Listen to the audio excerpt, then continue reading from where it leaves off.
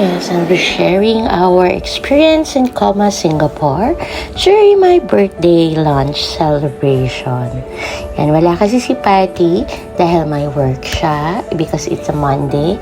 And si Patrick naman ay nasa military camp. So, Sunday night, the night before my birthday, ay kailangan na niya pumasok sa camp.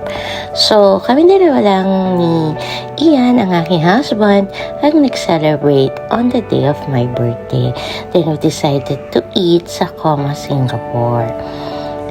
And then we have a 3-course meal yung pinili namin. So we have the appetizer for the first course.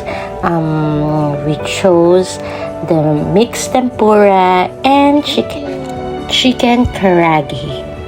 And so it's very nice. And doon na kami sa second course. This is yung main course na. So I chose beef. It's a barbecue beef ribs strips. Yan. So with bean sprouts and lettuce and rice. Kay Ian naman is steamed sea bass, yung kanyang napili na main course.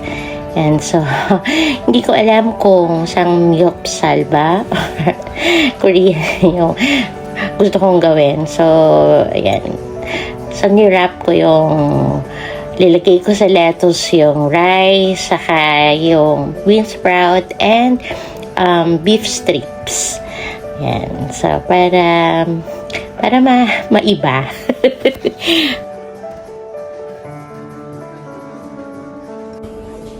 Yan. So, this is the third course naman. So, dessert naman is it's a cheesecake, a strawberry cheesecake. Ito naman yung bonsai nila na dessert. The yellow sliced cake naman, it's a mango cake.